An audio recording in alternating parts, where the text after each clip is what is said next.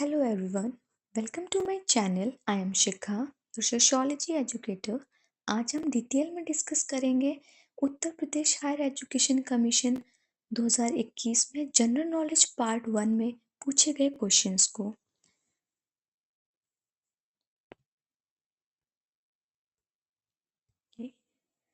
General knowledge सामान्य ज्ञान में हमारे 30 क्वेश्चंस पूछे जाते हैं दैट कंटेन 60 मार्क्स। बाकी 70 क्वेश्चंस हमारे सब्जेक्ट से होता है।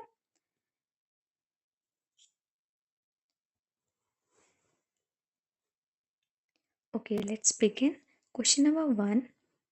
A dynamic portal of University Grants Commission that aims towards empowerment of women in campuses is known as UGC Care, Swamprabha, eSarat, Saksham.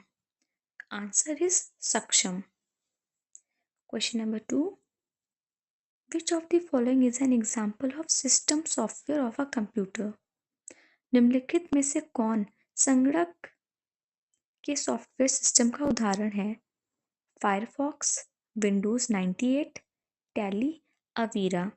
The answer is Windows 98. Question number 3. 1 terabyte of memory is equal to. देखिए, ये question आपको पूरा अच्छे से समझ लेना चाहिए कि इसको करते कैसे, मतलब ये आपको याद होना चाहिए.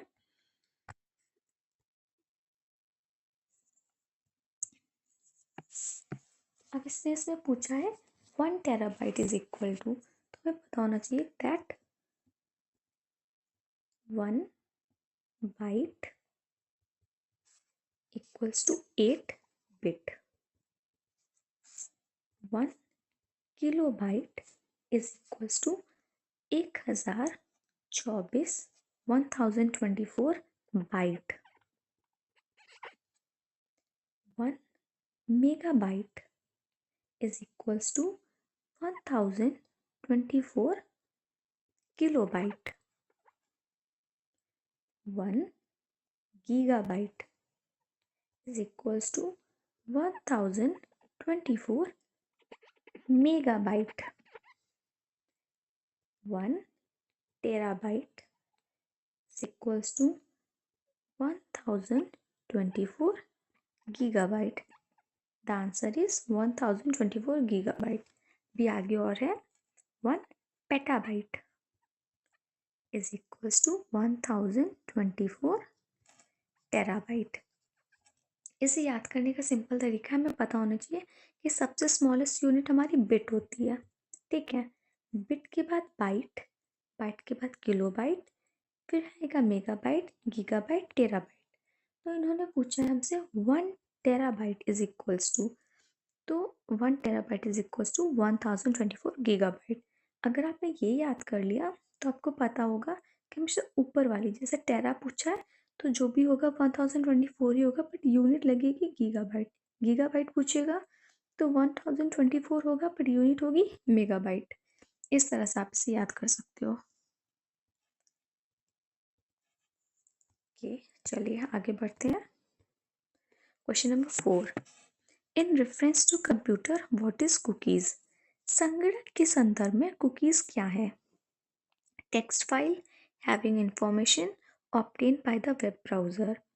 टेक्स्ट फाइल जो वेब ब्राउजर से प्राप्त सूचना देती है उन्हें हम कुकीज कहते हैं. ठीक है. Modem is used in which purpose in transition. The answer is asynchronous, synchronous, timed interval and shift register. तो आयोग ने इसका आंसर ए और बी दोनों ही दिया है.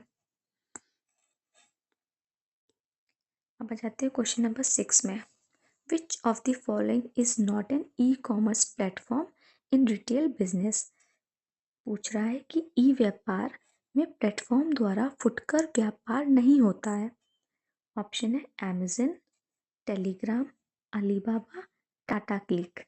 देखिए, अमेज़न और अलीबाबा सबको पता है एक शॉपिंग प्लेटफॉर्म है, ई शॉपिंग, और टाटा क्लिक भी इसी तरह का ऑनलाइन शॉपिंग प्लेटफॉर्म है.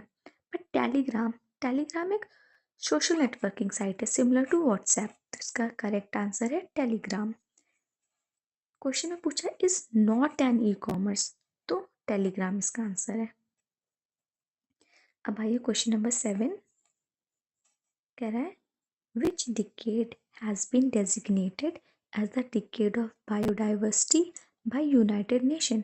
कह रहा है यूनाइटेड नेशन द्वारा किस दशक को जैव विविधता दशक घोषित किया गया है। तो यह 2011 से 2020 का दशक जैव विविधता दशक माना गया है। Question number 8, which of the following is an edible fungus. देखिए एडिबल फंगस बोल रहा है, ये जो इसमें ऑप्शन है म्यूकर, पेनिसिलिन, एगैरिकस, राइजोपस, ये चारों ही फंगस हैं, लेकिन इसमें पूछ रहा है कि एडिबल फंगस कौन सा है। तो म्यूकर, पेनिसिलिन, राइजोपस ये फंगस जैसे कोई चीज़ जब सड़ने लगती है, पत्तियाँ, सब्जी, तो उसके ऊपर जो वाइट वाइट फंगस सा दिखता है, फफूंद दिखती है, that is mucor, that is penicillin, and in some it is in green and blue colour, that is rhizopus. Agaricus जो है वो एक तरह का मशरूम है, मशरूम, तो इसका करेक्ट आंसर है एगैरिकस, और मशरूम एक एडिबल फंगस है, एडिबल फंगस। स्टेंसियस क्या है, व्हाट आर स्टेंसियस। अर्जेंटीना में बड़े पशु फार्म, ब्राज़ील में छोटी भूसंपत्ति, मलेशिया में बागान के क्षेत्र, पश्चिमी संयुक्त राज्य अमेरिका में व्यापारिक अन्न के फार्म। तो इसका करेक्ट आंसर है अर्जेंटीना के बड़े फार्म।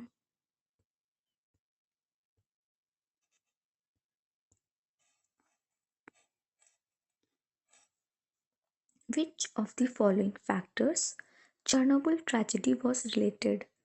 चर्नोबिल त्रासदी निम्न में से किस कारक से संबंधित थी। ऑप्शन है radio active radiation, atomic explosion, earthquake, volcanic eruption. The correct answer is radio active explosion, radio active radiation. ठीक है, अब देखिए चर्नोबिल, ये आपको पता होना चाहिए कि चर्नोबिल ट्रेजेडी हुई कब है। तो चर्नोबिल ट्रेजेडी हमारी हुई है 26 अप्रैल 1986। ये हमारी यूक्रेन में हुई है, और न्यूक्लियर रिएक्टर में एक्सीडेंट हुआ था और आग लगी थी, जिसकी वजह से वहाँ पे रेडियो एक्टिव रेडिएशन फैल गया था। तो ये बहुत ही डेंजरस टाइप की ट्रेजेडी थी। एक ऐसी सिमिलर ट्रेजेडी अपने इंडिया में भी हुई थी, अगर आपको याद हो, that is Bhopal gas tragedy. तो आपको चर्नोबिल पता है, नाउ यू नो कि आपको भोपाल गैस ट्रेजेडी भी पता होना चाहिए, ये भी एग्जाम में पूछ सकते हैं, भोपाल गैस ट्रेजेडी। इसका ईयर है 2 दिसंबर 1984। तो भोपाल गैस ट्रेजेडी पहले हुई है और यूक्रेन का चर्नोबिल ट्रेजेडी बाद में हुई है। इसमें क्या होता है, इसमें एक पॉइजनस गैस रिलीज हो जाती है न्यूक्लियर रिएक्टर में एक्सीडेंट के कारण। उस गैस का नाम पता होना चाहिए आपको, उसका नाम है methyl iso cyanide, methyl isocyanate.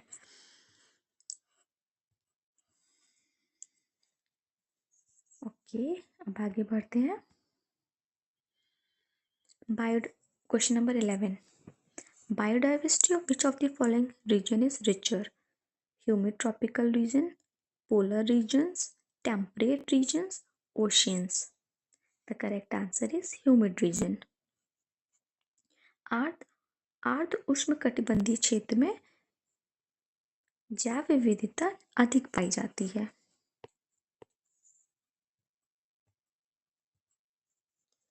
Who said there is another thing more pious than Congress, that is freedom of Indians? ये कथन वाला सवाल है, पूछ रहा है कि कांग्रेस से भी पवित्र एक और वस्तु है, और वह है भारतीयों की स्वतंत्रता। ये किसने कहा है। ऑप्शंस है लोकमान्य तिलक, चित्तरंजन दास, वल्लभ भाई पटेल, और हकीम अजमल खां। तो इसका सही आंसर है Chittaranjan Das. Who considered the then Swaraj Party as the most highly organized party in India? The options are Bradley, Burkinhead, Irwin, C.R. दास। किसने तत्कालीन स्वराज पार्टी को भारत की सुसंगठित पार्टी माना? बुरकेनहेड इसका आंसर है। ये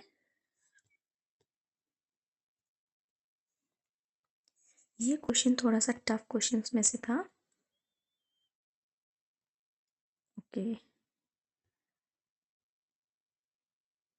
हियर वी आर। तो ये क्वेश्चन हमारा जो था ये थोड़ा टफ क्वेश्चन में से था। इसको लेकिन आप आगे के लिए याद कर लीजिए कि स्वराज पार्टी को सबसे मोस्टली हाईली ऑर्गेनाइज पार्टी कौन मानता है? वह Birkenhead. Question number 14, which of the following is not a form of metamorphic rocks? Metamorphic rock होते क्या है? मेटामॉर्फिक रॉक्स वो होते हैं जो कि विद इन अर्थ जो रॉक्स फॉर्म होते हैं due to high pressure and high temperature, those are metamorphic rocks. तो marble, option A is marble, graphite, schist and basalt. Question में पूछा गया is not a metamorphic rock. तो मार्बल एक metamorphic rock है, graphite भी है, सिस्ट भी है, बेसाल्ट नहीं है। The correct answer is basalt. Basalt is not a metamorphic rock.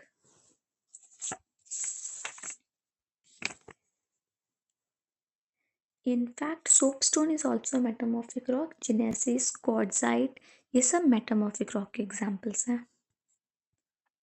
अब आइए question number 15, when does the salinity in ocean water decreases? महासागरीय जल में लवणता कब घटती है? when evaporation is more, b when wind velocity is high, when rainfall is heavy, when humidity is high. The correct answer is when rainfall is heavy. Oceans, अगर ocean है उसमें बारिश होगी तो फ्रेश वाटर ऐड होगा, तो salinity obviously बात है डिक्रीज होगी। तो ऑप्शन सी इसका करेक्ट आंसर है कि when rainfall is heavy salinity in the ocean water decreases. महासागरीय जल में लवणता कब घटती है? जब भारी वर्षा होती है। देखिए, जब वाष्पीकरण अधिक होगा तो सैलिनिटी है जो लवणता है वो बढ़ेगी।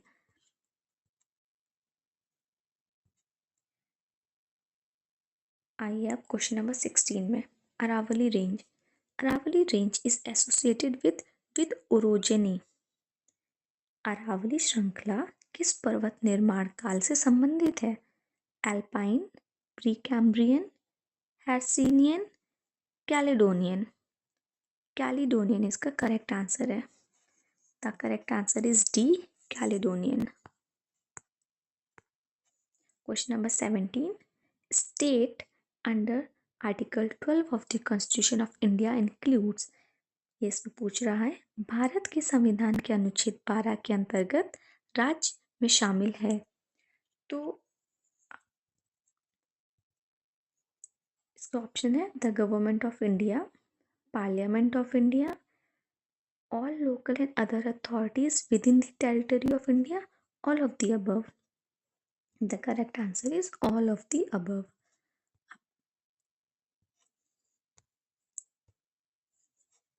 Okay.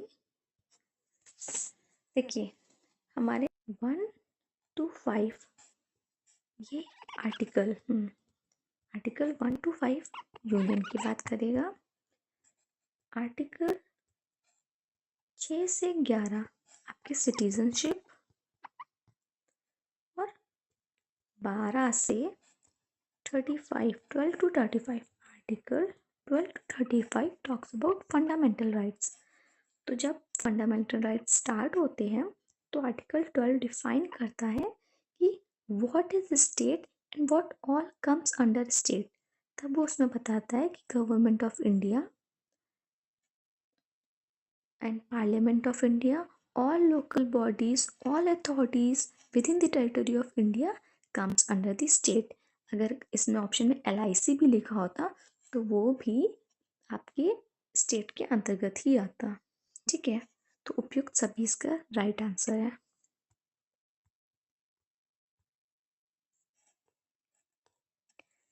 देखिए, हमारे सिलेबस में 6 यूनिट है, जिसमें कि यूनिट 5 और 6 हमारा हिस्ट्री, ज्योग्राफी और लास्ट वाला है हमारा पॉलिटी एंड इकोनॉमी। तो पॉलिटी एंड इकोनॉमी, सिर्फ पॉलिटी से ही इन्होंने 4 सवाल पूछ लिए हैं, विच मीन्स पॉलिटी का एक अच्छा पार्ट, अच्छे क्वेश्चंस पूछे जाते हैं इसमें। चलिए आते हैं क्वेश्चन नंबर 18 पे। Article 48A of the constitution of India is related to. Bharat के संविधान का अनुच्छेद 48 का संबंधित है। A, free and compulsory education for children. देखिए, free and compulsory education for children, इसका आर्टिकल है 21A। Duty to raise the standard of living and improvement of public health, protection of forest and wildlife, promotion of international peace and security, ये होता है article 51। तो article 48A of the Constitution of India is related to C, protection of forest and wildlife, one तथा वन्य जीवों के संरक्षण से भारत के संविधान का अनुच्छेद 48 का संबंधित है। ठीक है, इसका राइट आंसर है C. Question number 19, which of the following articles of the Constitution annual budget is presented? Article 110, article 112, article 115, article 118। The correct answer is article 112। संविधान में निम्नलिखित में से किस अनुच्छेद के अंतर्गत वार्षिक बजट प्रस्तुत किया जाता है? तो इसका करेक्ट आंसर है अनुच्छेद 112। Question number 20, in which of the article of the constitution of India the protection against ex post facto laws is provided? Article 16(4)(a), article 19(1)(a), article 21(a), article 21(a). The correct answer is article 20 article 21। ठीक है, तो अब आपको यहाँ पे पता होना चाहिए इसका करेक्ट आंसर है सी, आर्टिकल 21। भारत के संविधान के किस अनुच्छेद में कारित और कानूनों से संरक्षण का प्रावधान किया गया है? एक्स पोस्ट फैक्टो का आपको मतलब पता होना चाहिए। तो बेसिकली कोई लॉ है, अगर वो बन रहा है, अगर किसी ने कोई क्रिमिनल है, किसी ने कोई क्राइम किया है, बट उस टाइम पे उससे रिलेटेड कानून कुछ और था, कुछ हल्की सज़ा थी, लेकिन बाद में जिस वक्त उसको सज़ा मिली उस समय कानून बदल के कुछ और हो गया और सज़ा बढ़ गई। तो अब उस क्रिमिनल को जो पहले जो सज़ा की थी तो उसको दंड पुराने लॉ के हिसाब से मिलेगा, ना कि नए के हिसाब से। ये कहता है आर्टिकल 20 पार्ट 1। कहता है कि अगर उसने पहले कोई क्राइम किया तो उसको उसकी पनिशमेंट उसी के हिसाब से मिलेगी। आप आज कोई नया कानून बना दो, फिर उसको कठिन से कठिन सज़ा दो, तो ये गलत है, ये नहीं होना चाहिए। इसलिए वो एक्स पोस्ट फैक्टो लॉज के प्रोटेक्शन की बात करता है। Question number 21, in 1944 leading business and industrialist J.R.D. Tata, G.D. Birla, etc. put forward a plan of economic development of India. That plan is known as Sarvodaya plan. The correct answer is Sarvodaya plan. देखिए, जब भी इस तरह का question आएगा हम लोग बहुत ही पॉपुलर प्लान को टिक करते हैं। किसी ने देखिए इसमें sorry my mistake, the correct answer is Bombay plan, it's not Sarvodaya plan. मैं इसमें आपको क्या बताने वाली थी कि अगर आपको क्वेश्चन नहीं भी आता और in case you need to guess कि हाँ कुछ करके आते हैं एग्ज़ाम में, तो आप एक पॉपुलर उस पे करेंगे। हमने जनश्री प्लान, भाकरा प्लान ये तो सुना ही नहीं है।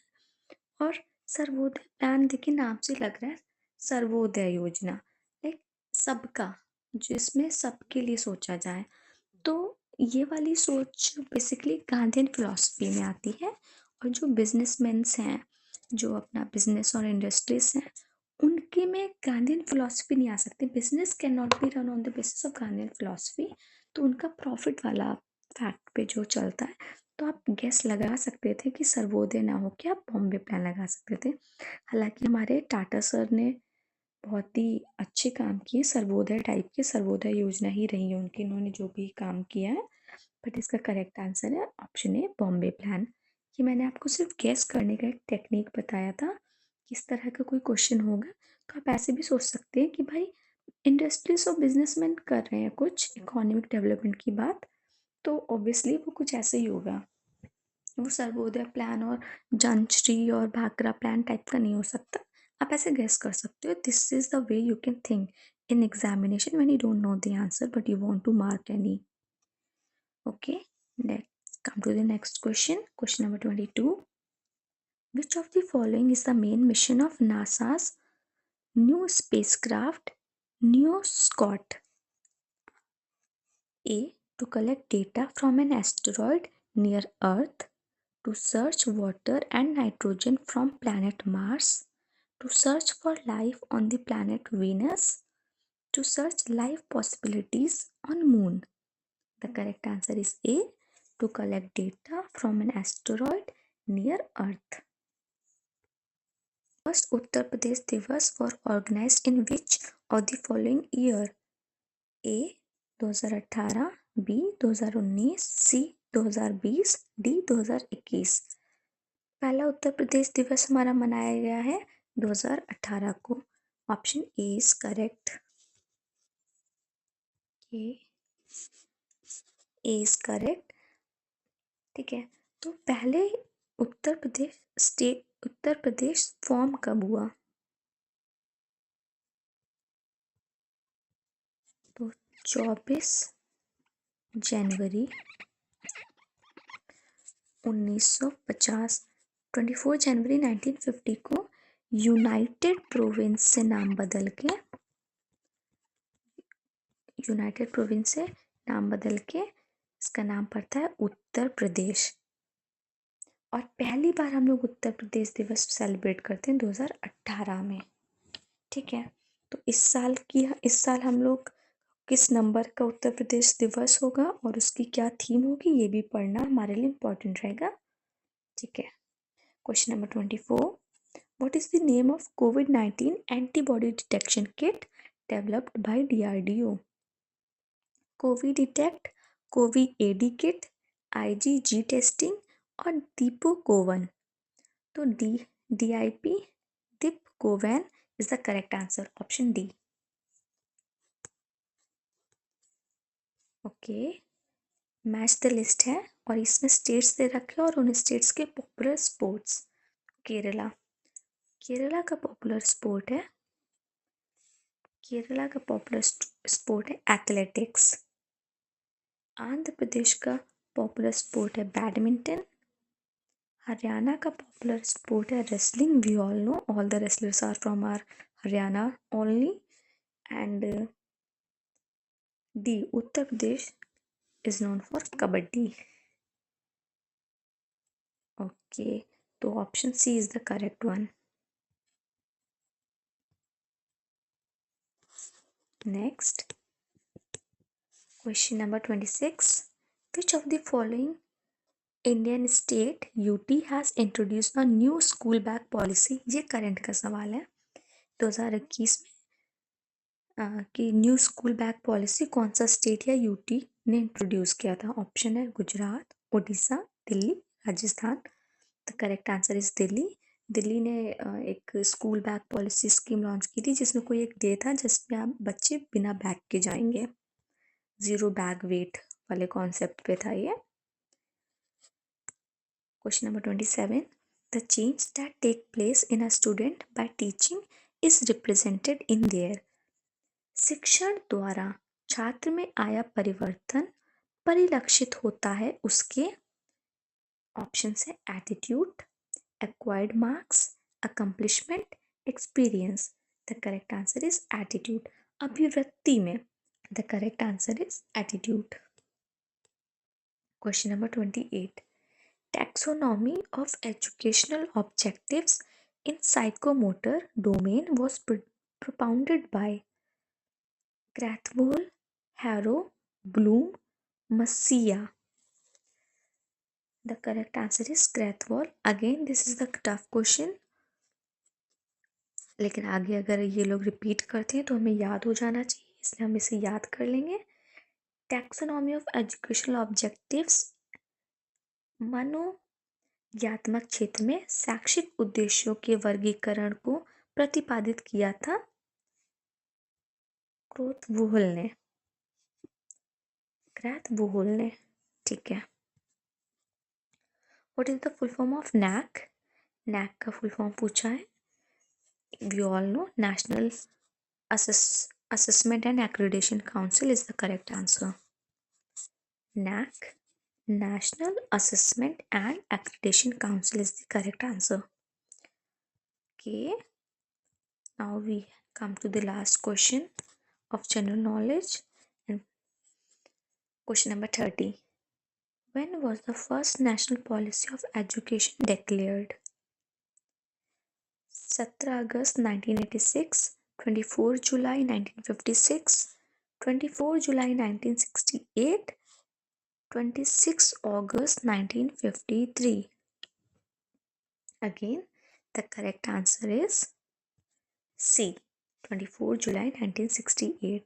In this kind of question, if you don't know exactly, but you can see here the two dates are given similar, 24 July, 24 July. So most probably in 50% or more than 50% of the cases, when two similar options are given, one of the answer is correct. If two similar options are given, one of the answer is correct. Here 24 July 1968, 24 July 1956. The correct answer is C. Okay, that's all for the day. Next हम लोग इसी का part cover करेंगे जो कि sociology के बाकी के 70 क्वेश्चंस हैं. हमने जीके का पार्ट कवर कर लिया है. रिवाइज इट थॉरोली और मैंने जो भी एक्स्ट्रा चीज़ें बताई आप उसको नोट कर लें और अच्छे से रिवाइज कर लें. Thank you.